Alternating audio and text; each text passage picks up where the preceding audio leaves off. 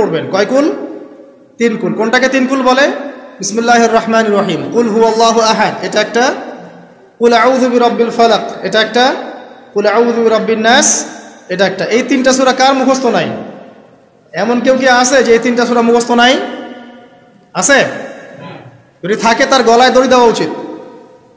যদি এমন কেউ থেকে থাকে মুসলিম সমাজে যার এই 3 কুল মুখস্থ নাই, তার গলায় দড়ি দেওয়া উচিত লজ্জায়। 3 কুল পড়ে ঘুমাবেন। 3 কুলের মধ্যে একটা সূরা ইখলাস, একটা সূরা ফালাক, একটা সূরা নাস। কি হবে এটা পড়লে? নবী সাল্লাল্লাহু আলাইহি ওয়াসাল্লাম বলছেন দৃশ্য বা অদৃশ্য, মানে যা দেখা যায় যা দেখা যায় না, এই দৃশ্য অদৃশ্যের জগতের কোনো ক্ষতি তাকে স্পর্শ করবে না। প্রোটেকশন, আল্লাহর পক্ষ থেকে প্রোটেকশন।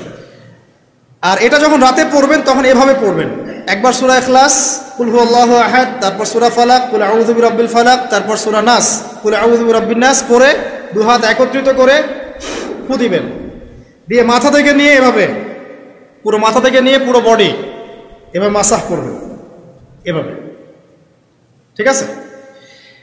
এটা 3 বার করবেন, একবার না। একবার পড়বেন, করবেন আরেকবার, 3 বার। এরপরে পড়বেন সূরা কাফিরুন। কোন সূরা? কুল ইয়া আইয়ুহাল কাফিরুন লা আ'বুদু মা তা'বুদুন। এই সূরাটা পড়বেন লাকুম দীনুকুম ওয়ালিয়া দীন পর্যন্ত। কি হবে? আল্লাহর রাসূল সাল্লাল্লাহু আলাইহি ওয়াসাল্লাম বলছেন যে রাতের বেলা ঘুমানোর আগে কেউ যদি সূরা কাফিরুন তেলাওয়াত করে ঘুমিয়ে যায়, আল্লাহ পাক ওই ব্যক্তিকে শিরকের পাপ থেকে মুক্ত রাখবে ইনশাআল্লাহ। এই যে